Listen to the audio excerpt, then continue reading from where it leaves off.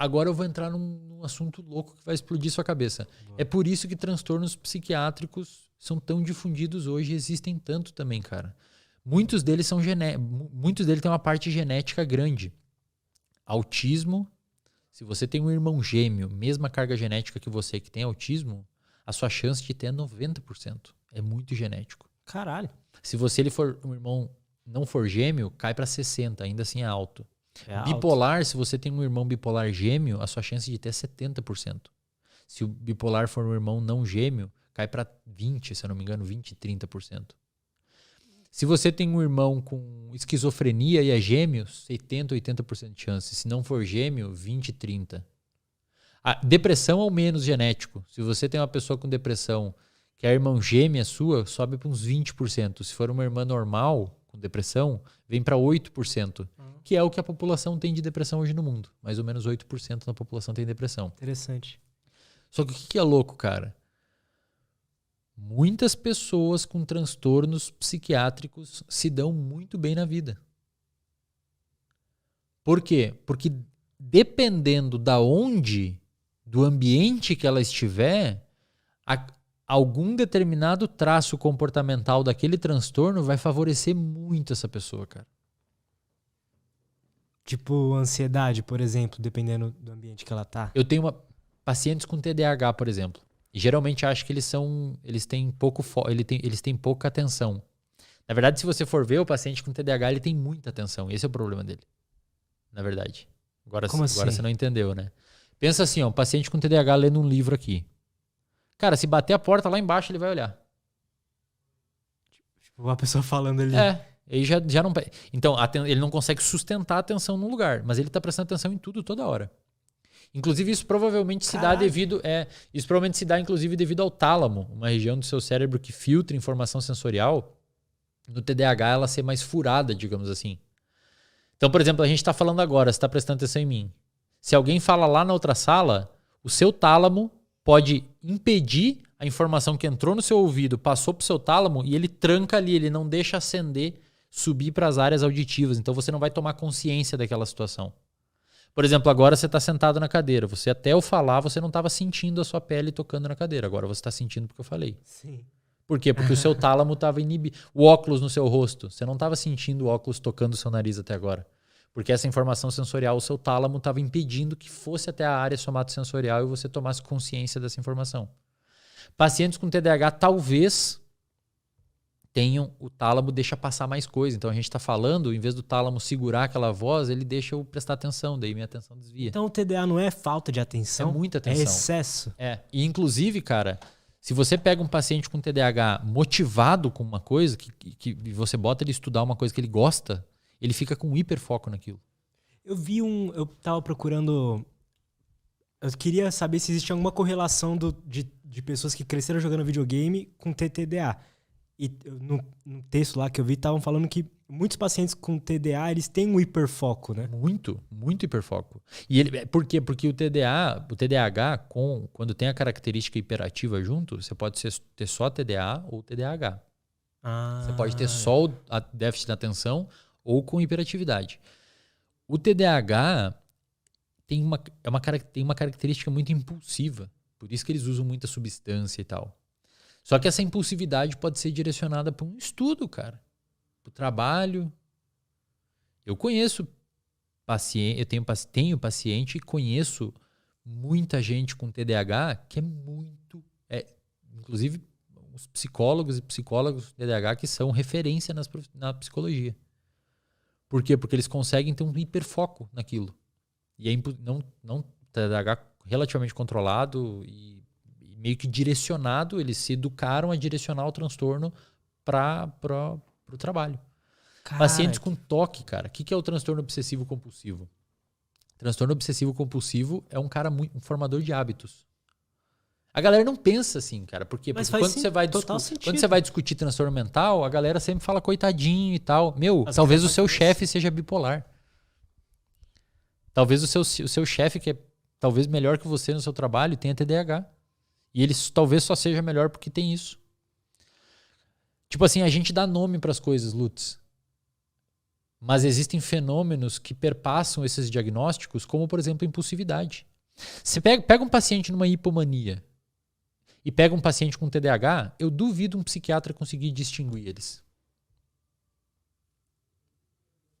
Você sabe que ele tem bipolaridade porque você espera ele ciclar. Ele entra numa depressão e tal. Mas é igual, cara. Um paciente em hipomania é igual um cara com TDAH. A hipomania é o outro lado do bipolar. É o outro lado do bipolar, sem ser a depressão. Entendi. Pega um paciente com TOC e um paciente com TDAH. Você só vai saber. E olha os dois. Bota aqui na mesa e olha os dois assim, ó. Você não vai saber qual que é qual. Porque tem uma característica impulsiva que permeia vários diagnósticos. E tem paciente que, às vezes, o diagnóstico não é tão grave, que consegue adaptar essa característica comportamental num contexto e se dá muito bem naquele contexto. Por exemplo, o que é o TOC? TOC é você tem... Normalmente fala em TOC, a galera acha que é aquela pessoa que limpa muito e tal. É verdade. E desliga a luz. É verdade, isso pode ser um TOC. Só que tem TOCs que são um pouquinho mais brandos e mais generalistas. Por exemplo... Se quiser, você pode fazer assim. Ó. Não, tá tranquilo. Por exemplo, tem paciente com vamos explicar primeiro o que é o TOC. TOC, transtorno obsessivo compulsivo. Você tem um pensamento obsessivo na sua cabeça. Tipo assim, eu tô aqui conversando com você. Cara, essa água não podia estar aqui porque tá... Normalmente eu preciso que a água fique na minha direita, porque senão vai acontecer alguma coisa muito ruim. Entendi. Então esse é o pensamento obsessivo que eu tô na minha cabeça. E a minha compulsão é botar a água aqui na direita. Isso é um TOC. Eu tenho um pensamento obsessivo que circula na minha cabeça e eu tenho que fazer um comportamento compulsivo para satisfazer o meu pensamento obsessivo. Tanto é que muitos pacientes com TOC têm ansiedade. E no DSM anterior, o TOC era um transtorno de ansiedade. Agora eles tiraram, porque viram que alguns pacientes com TOC não têm ansiedade. Mas você pega um paciente com TOC, 80%, 90% tem algum transtorno de ansiedade junto. Porque esses pensamentos obsessivos geram um grau de ansiedade. Então, minha garrafa está aqui, ó. Minha garrafa está na minha esquerda. E por alguma razão, eu acredito que vai acontecer algo errado se a garrafa ficar na esquerda. E, cara, isso daqui... Essa razão pode ser real ou não? Ou é sempre algo... Sempre catastrófico. Entendi. A maioria das vezes catastrófico. Você acha que a mãe vai morrer, que alguma coisa vai acontecer errada, que vai perder o emprego. Aí a pessoa bota aqui, e enquanto ela não fizer esse comportamento, a ansiedade dela fica lá em cima, porque ela precisa ter aquela compulsão para resolver aquela obsessão. Qual que é a terapia para TOC? Ou seja, isso aqui foi um hábito, é um hábito que eu tenho, tá? É um pensamento meu que faz eu ter aquilo. Qual que é o tratamento para TOC, padrão ouro? É terapia de exposição com prevenção de resposta. Então, se eu tiver um paciente com TOC, eu vou pedir para ele botar a garrafa no lado esquerdo dele. E evitar a resposta. Ou seja, eu vou expor ele à situação ansiosa e vou falar para ele, cara, segura e não tira a garrafa dali. Até que em algum momento o cérebro dele aprende que não tem problema a garrafa ficar no lado esquerdo. Óbvio que isso num processo terapêutico, bem estruturado, com técnicas e tudo mais. Mas basicamente você ensina o cérebro do cara que tudo bem ele pisar no quadradinho da calçada quebrado. Não vai quebrar a coluna dele. Sacou? Só que alguns pacientes com TOC tem o que TOC, cara? Organização de agenda. TOC de saber o que vai fazer semana que vem. De conseguir cumprir as tarefas. Uma ansiedade um pouquinho elevada se não fechar todos os cálculos da empresa logo. E, cara, eventualmente um traço comportamental desse faz você ficar rico. Faz sentido. E eu tenho e conheço pessoas que têm esses transtornos, ou às vezes tem traços do transtorno, não chega a fechar um transtorno, mas tem traços, apresenta alguns sintomas do transtorno, e que justamente esses sintomas permitem que a pessoa seja muito boa. Agora, você pega uma pessoa com TOC de organização de agenda e coloca ela trabalhar numa empresa onde é tudo uma zona, vai ser um inferno pro cérebro dessa pessoa. Porque o cérebro da pessoa não lida bem com incertezas e desorganização. Vai ser um ambiente extremamente estressogênico. Extremamente estressogênico.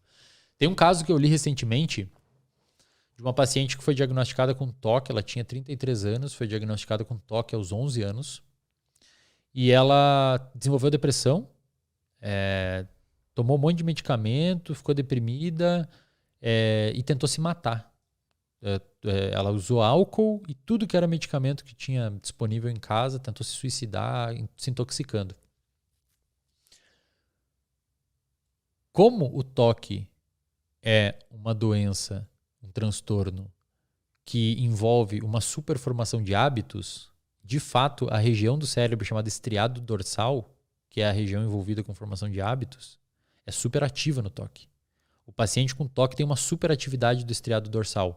O estriado se divide em dois, basicamente, o ventral, que é o sistema de recompensa, e no ladinho dele o dorsal, que é o hábito. É por isso que quando você usa muita droga, joga muito videogame, você começa a formar um hábito. Porque você estimula tanto uma parte do estriado liberando dopamina que essa circuitaria dorsaliza via neuroplasticidade e forma um hábito. Fumar cigarro é um hábito, beber álcool é um hábito, jogar videogame é um hábito. Comer mal é um hábito. Dependências químicas, de uma maneira geral, são hábitos. A dopamina está totalmente ligada à criação do hábito? Totalmente ligada. Você precisa de dopamina para criar um hábito. Essa paciente com TOC que tentou se suicidar, esse caso é muito massa, cara. Quer dizer, não foi massa para ela, mas é legal para a ciência. Essa paciente que tentou se suicidar, o que aconteceu? Ela tomou tanto medicamento, cara, que aconteceu uma isquemia no estriado dorsal dela. O que é isso? Uma isquemia que impede o fluxo sanguíneo e a área morre. Ela entrou em coma, aconteceu uma isquemia, foi publicado na revista... Ai, cara, não lembro. Tá no meu Instagram também esse estudo. Quando a paciente acordou do coma, ela não tinha mais TOC. Caralho! Ela desenvolveu alguns problemas motores, ela tinha um problema de escrita e alguns pequenos problemas de controle emocional que ela já apresentava e tal, mas ela não tinha mais TOC. Ela ficou a vida inteira com TOC, tentou se matar, arrebentou a área do cérebro dela envolvida pelo TOC. E quando ela acordou, na escala que aplicavam para ela para TOC, que dava 30 e poucos pontos indicando TOC severo, estava 6, 5. Menos de 10, que nem precisava de tratamento, nem medicamentoso, nem psicoterapia. Cara, que louco. Por quê? Porque o TOC é uma superformação de um hábito. Um paciente com TOC, ele forma hábito muito bem. Tanto é que ela não consegue inibir o comportamento automático dele. Então, para você tratar um cara com TOC, você tem que meio que quebrar o hábito. Então, vou deixar a garrafa aqui e não vou botar para outro lado. Tem que segurar o impulso. Tá? E essa paciente, pelo fato de ter destruído essa área, ela teve uns probleminhas motores porque esse estriado é também, por isso que uma das vias dopaminérgicas se chama via nigroestriatal, porque ela vai para o estriado também. E o estriado está envolvido com a gente fazer comportamento motor. Entendi. E ali deu uma quebradinha num lado da parte motor, ela também ficou com dificuldade de, acho que, coisas finas, escrever, coisas assim, sabe? Entendi. Mas curou o TOC. Então, aí, na sua visão, na sua visão científica ou pessoal, esses transtornos, eles têm um lado positivo também? Aí que tá. Assim como as mutações que permitem a evolução das espécies, que o Darwin viu lá que você nasce com um gene que meio que bota você com um pescoço um pouquinho maior, se você for uma girafa, permite você comer mais que as outras e reproduzir esse gene? Talvez, cara. Entendi. Talvez se você olhar o comportamento humano, por exemplo, pessoas que nascem por alguma razão com uma necessidade maior dopaminérgica. Essa pessoa pode desenvolver um vício em crack, em qualquer outra droga, ou pode ser um workaholic e fundar a Apple.